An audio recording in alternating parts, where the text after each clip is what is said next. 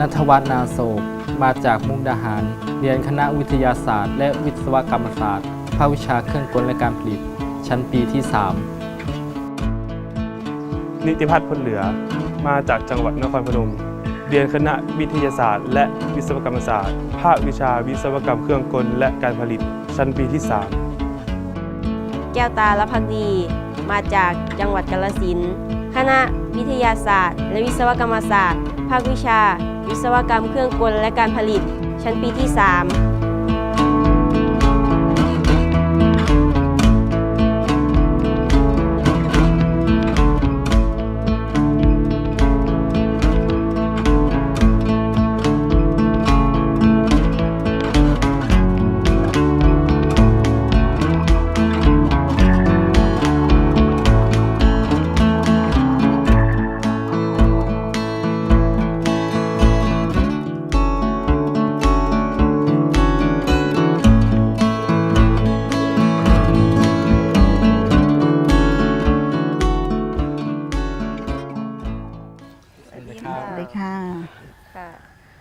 ทำไมชุมชนของแม่ถึงเลือกทำข้าวหางงอกคะด้วยความที่ว่าในหมู่บ้านของเฮามีอาชีพคือเป็นอาชีพเกษตรกรเฮ็ดนาเมื่อบ้านในสมว่า100%ล่ะเฮาเฮ็ดนาคือนาปีผลผลิตของข้าวนี่สิออกมาพร้อมกันหมดราคาข้าวก็เลยตกต่ำง่ายๆราคาพ่อค้าเขาสิบ่ซื้อราคาสูงให้เฮาเนาะเฮาก็เลยมีรายได้ของเฮานี่คือเฉพาะช่วงต้นปีช่วงที่ข้าวออกหลายนั้นรายได้เฮาก็เลยบ่พอทีนี้เฮาก็เลยว่าเห็นแนวใดเนาะข้าวเฮานี่สิมีราคาสูงเฮาสิขายได้ดีให้มีรายได้เพิ่มขึ้นแบบนี้นะถึงได้มาคิดกันว่าเฮาสิเฮ็ดแนวใดข้าวเฮาจังสิมีราคาแพงขึ้นขายได้ราคาดีมีรายได้สูงขึ้นแบบนี้นะคะแม่ช่วยเล่าการเฮ็ดข้าวหางงอกนี่ให้ฟังได้บ่จ๊ะการเฮ็ดข้าวหางงอกนี่บอกก็เริ่มจากที่เฮารวบรวมข้าวจากสมาชิกของคนในหมู่บ้านนั่นแหละว่าไผมีข้าวยังเอามาแล้วเฮาก็มาคัดเลือกก่อนเฮาเลือกตั้งแต่เฮาตกลงกันแต่ทีแรกตั้งแต่ตอนที่เฮาสิปลูกข้าวว่าเฮาสิปลูกข้าวยังแล้วเฮ็ดแบบใดเฮาจะสิมีคุณภาพที่สิมาเฮ็ดให้ข้าวหางนี่มีคุณภาพได้เริ่มตั้งแต่ตอนพอปลูกเลยว่าง่ายพอได้ข้าวมาทีนี้ฮอดยามเก็บเกี่ยวเฮาดูแลรักษามาแล้วเนาะจนยามเก็บเกี่ยวเฮาได้ข้าวคุณภาพมาเฮาก็ต้องมาล้างอีกทีนี้นะมาล้างแล้วก็มาแช่เพราะว่ามันบ่แม่นข้าวหางโบราณคือสมัยตะก่อนแล้วง่ายๆเขาก็มาล้างทำความสะอาดแล้วก็แช่น้ำทีนี้นะแช่น้ำไว้แล้วพอแช่แล้วเขาก็ถึงเอามานึ่งถ้าสมมติว่าเราเห็ดข้าวหางธรรมดาข้าวหางที่บ่แม่นข้าวหางงอกคือเขาแช่แค่คืนเดียวแต่ถ้าเขาเห็ดข้าวหางงอกเขาสิมาแช่2 คืนแล้วก็มาบ่มอีกคืนนึงรอให้มันงอกแล้วค่อยเอามานึ่งนี่นะคะนึ่งจนสุกนะจนเป็นเจลหมายความว่าข้าวในโตข้าวในมันสิติดกันแล้วก็นึ่งสุกแล้วเขาค่อยถือเอามาตากลดความชื้นให้มันแห้งแล้วก็เอามาสีเป็นข้าวกล้องลักษณะเป็นข้าวกล้องแล้ววิธีการดั้งเดิมของแม่มีวิธีการตักข้าวจังใดครับก็คือเอาตากผ่านตะแกรงตากแดดธรรมดาค่ะแล้วก็ค่อยเกี่ยกับข้าวทุกชั่วโมงแบบนี้นะให้มันแห้งแล้วย่ามฝนตกนี้แม่เอาตักอยู่ตรงไหนครับก็ต้องเอาเข้าโรงมันจะเป็นโรงที่จริงเป็นโรงพลังงานแสงอาทิตย์แต่มันเป็นโรงน้อยๆในขณะที่เฮานะต้องตากข้าวในปริมาณหลายซึ่งเฮาบ่สามารถที่สิเอามาตากได้มันได้ปริมาณน้อยนะแค่ประมาณแค่10-20 กิโลแบบนี้แต่เฮาตากข้าวนี่แต่ละครั้งนี่ไม่ต่ำกว่า250 กิโลนะแล้วความชื้นที่ตลาดต้องการนี่เขาต้องการเท่าใดจ้ะแม่จะต้องไม่เกิน14คือสูงสุดแล้ว14แต่ถ้าธรรมดามันนี่มันก็สิต้องให้น้อยกว่านั้นเพราะว่า14นี่สิเป็นความชื้นอันที่จริงนี่เป็นความชื้นของข้าวเปลือกแต่ว่าด้วยความที่ว่าความชื้นสัมผัสในอากาศนี่มันหลายนะเขาก็เลยอนุโลมให้ว่า14แต่ว่า14นี่ว่าง่ายๆว่าพอค้าเขาก็บ่อยากเอาล่ะเพราะว่าจักหน่อยเดี๋ยวมันก็กลับเข้ามาอีกนะแบบนี้มันก็สิเกิดผลเสียหายต่อสินค้าต่อตัวข้าวหางแบบนี้แล้วทุกมื้อนี่แม่สามารถลดความชื้นได้เท่าใดจ้ะ ถ้าอากาศจัดร้อนจัดอีหลีนี่คือแดดอันนี้เนี่ยก็สีได้สูงสุดอาศัยแดดอย่างเดียวนะคือพยายามหมายความว่าต้องเอาสุดๆล่ะก็คือประมาณ11 คือต้องใช้ความสามารถอีหลีอันนี้นะถึงสิได้ ครับ แทบสิบ่ได้อยู่ได้เศร้าละคอยเกี่ยข้าวเวลาเฮาตากข้าวตั้งแต่ข้าวเปลือกเพราะเป็นข้าวสารมาเฮาก็ต้องไปตากอีกทีนึงบ่แม่นว่าตากแต่ข้าวเปลือกแบบนั้นถึงจะได้เพราะเวลาเฮาเก็บอย่างคือเก็บนี่ก็เฮาต้องเก็บช่วงที่แดดจัดอีหลีเฮาจังเก็บข้าวสารนั้นได้พอเก็บมาปั๊บเฮาสิมามัดถุงเลยก็บ่ได้อีกต้องเอาเข้าถุงพลาสติกนะเก็บแต่สิมามัดถุงเลยก็บ่ได้เพราะว่ามั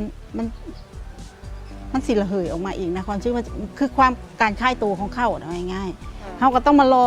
เก็บข้าวถุงแล้วก็มาเปิดปากถุงรอพึ่งให้มันเย็นให้มันคลายตัวซะก่อนแล้วเขาถึง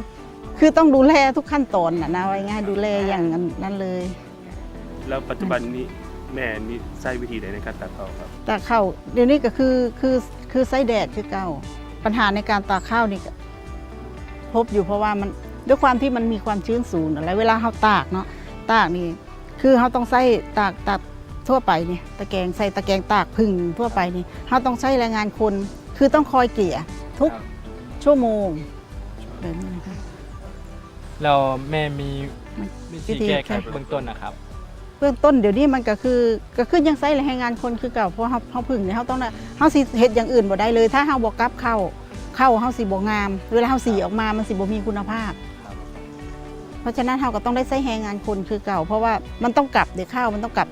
จะพึ่งไว้แบบตลอดว่ารอให้มันแห้งเท่าเดียวนี่แห้งของมันเองนี่เขาอันนั้นแล้วบ่ได้เราต้องคอยกลับนะ กับข้าวเกี๊ยว ค่ะ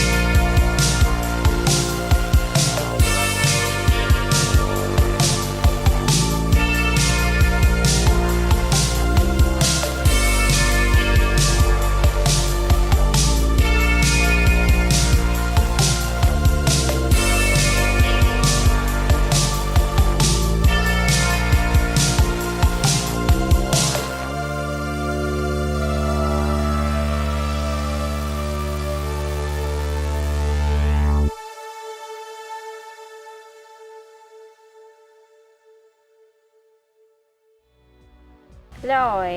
พ่อแม่ได้เครื่องตากเขามามันซอยเอียงได้หลายบ่จ้ะ มันก็ซ้อยได้หลายตรงที่คือเครื่องตากข้าวนี่เครื่องตากข้าวอันนี้เอามาเอาข้าวใส่ในปริมาณที่เยอะเนาะที่เราเอาจากโรงตากเก่าแบบนี้โรงตากเก่าคือเราเอาไปอัดกันไปกองกันไว้ซื่อๆนะแต่ตัวนี้เราเอามานะคือเราสามารถเอามาพลิกกับข้าวให้ได้ อันนี้พูดถึงว่ายามฝนยามบ่มีแดดเฮากับกับข้าวเพราะปกติเฮาก็เอาพัดลมเป่าข้าวให้มันคือให้เป็นการระบายอากาศอยู่แล้ว เพราะว่าในโรงตากเฮามันสิบ่ระบายอากาศ มันสิอัพซ้ำนะง่ายๆตัวนั้นนะก็เลยตัวนี้ก็เลยเป็นตัวซ้อยเวลาที่เฮาต้องการตากข้าวในปริมาณ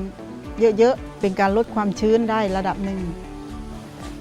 แล้วเครื่องนี้ซอยในช่วงใดจ้ะแม่ ในช่วงเนี่ยแบบช่วงที่บ่มีแดดถ้าสมมติว่ามีแดดเฮาก็เอาได้อยู่แต่ว่ามันก็เฮ็ดได้มันก็สู้แดดบ่ได้เพราะว่าตัวเครื่องนั้นในตัวเครื่องนี่มันบ่มีฮีตเตอร์ว่าง่ายๆที่สิดูดอาศัยแต่ว่าเวลาอันนั้นคือการระบายอากาศของอันเวลาเครื่องหมุนตัวเฮาก็คือเอาเครื่องออกมาตากแดดแล้วก็คืออันนี้ก็สิได้ซอยได้อยู่แต่ถ้ามื้อใดที่บ่มีแดดมันก็ได้แต่ลมอย่างเดียวคือเก่าก็คือดีตรงที่ถ้าสมมุติว่ามีเครื่องตัวนี้เขาต้องเอาพัดลมมาเปิดใส่เข่าไปเลยใส่ตัวเข่าเลย แต่อันนี้คือหมุนให้มันระบายอากาศเป็นตัวซ้อยคือเขาบอกต้องมาเปิดพัดลมจี้ใส่เข่าเอาแบบนี้นะเพราะว่าแม่สิใช้วิธีนี้เวลาถ้าบ่มีแดดก็คือพัดลมเป่าเข่าเลย เพราะว่าเข้าห้างเขานี่เขาสิใช้ระยะเวลาเก็บนะคือไม่ให้เกิน2 วันถ้าเกิน2 มื้อนี่ขึ้นลาเพราะว่าความชื้นมันจะเยอะมากเยอะกว่าข้าวเปลือกข้าวปกติ แล้วเครื่องตากเขาที่ น้ำมานี่มันมีข้อดีข้อเสียยังไงกันเนี่ย ข้อดีข้อเสียบ่ข้อดีของมันคือ ปกติเฮาตากข้าวเฮาต้องใช้แรงงานคนเนี่ยไปคอยเกี่ยทุกชั่วโมง แต่เครื่องตัวนี้เนี่ยพอเฮาเปิดให้เครื่องทำงานแล้วเฮาบ่ต้องไปตากข้าวคือมีแต่เทข้าวแล้วก็รอมันแห้งก็คือเอามาเปิดแล้วก็รับออกมา เครื่องตากเขาใช้เวลาดนมันก็ มันก็อยู่กับความชื้นของข้าวอันนี้นะ ต้องเบิ่งความชื้นของเขาตลอด ใช่ แล้วก็ ต้องเบิ่งความชื้นว่าถ้าสมมติว่าข้าวเฮานี่แห้งได้ระดับหนึ่งแล้วมันก็ใช้เวลาบ่ถึงแต่ถ้าแบบข้าวเฮายังเปียกนี่มันก็ต้องใช้เวลานานกระทั่งวันแบบนี้นะเป็นการซ้อยลดปัญหานะเวลาหน้าฝนแบบนี้ ถ้าเฮาปะข้าวไว้ธรรมดา มันก็สิความชื้นมันก็บ่ออกเนาะแต่ถ้าพอเอาเครื่องมานี่มันก็ซ้อยระบายอากาศมันก็สิให้มันแห้งขึ้น เป็นตัวช่วยที่ดีมากแบบนี้นะคันสั้นเฮาก็ต้องไปหาพัดลมมาเป่าคือต้องมาโกยข้าวถ้าบ่มีพัดลมเฮาต้องโกยข้าวให้โกยข้าวเฮาให้มันอากาศมันผ่าน แล้วแม่อยากได้หยังเพิ่มกับเครื่องตากเขาที่มันบกพร่องไปอะค่ะ ที่มันบกพร่องบ่เดี๋ยวนี้คือ แม่อยากได้ตัวเป็นฮีตเตอร์ให้ความร้อนนะเวลาเฮาหมุนเวลาเครื่องหมุนทำงาน มันสิได้ดึงความร้อน เอามาเป่าข้าวเฮานะมันจะได้แห้งเร็วขึ้น จากที่ว่าเป็นลมเย็นธรรมดาลมธรรมดานี่คือมันก็ใช้เวลานานไปเนาะแต่ถ้ามีตัวดึงความร้อนนี่นะเป็นฮีตเตอร์ตัวที่เกิดความร้อนแล้วมันสิไปคล้ายๆกับไปอบข้าวเฮานะไปเร่งการแห้งของข้าวให้เฮา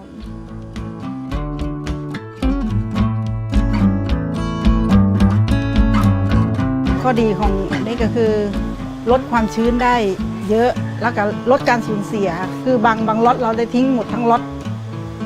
การสูญเสียนี่เป็นตันแบบนี้นะคะพอได้เครื่องนี้มาซ้อยจากเสียเป็นตันเราก็อาจจะเสียแค่ส่วนหนึ่งหรือว่าเหลือครึ่งหนึ่ง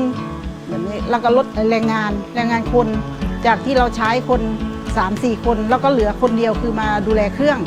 ที่อยากให้เพิ่มเติมก็คือตัวเครื่องหนึ่งคือเสียงจะดังอยากให้ย่นระยะเวลาของการใช้เครื่องให้มันใช้เวลาน้อยลงแบบนี้นะคะใช้เวลาเป็นวันก็อาจจะเป็นครึ่งวันแบบนี้คืออยากให้เพิ่มตัวที่ช่วยเป็นแบบลมร้อนเอาลมร้อนเข้ามาใช้แบบนี้นะใช้ในการลดความชื้นช่วยเพราะว่าอาศัยแต่เครื่องอย่างเดียวคือหมุนเรื่อยๆคล้ายๆลมธรรมชาติลมเย็นแต่ว่าด้วยเครื่องมันเป็นเครื่องกลมๆหมุนไปเรื่อยๆน้ำหนักข้าวเยอะไอช่องว่างระหว่างลมผ่านมันจะน้อยคือเราก็เลยอยากอาศัยลมร้อนเข้ามาช่วยเพื่อจะได้ย่นระยะเวลาการ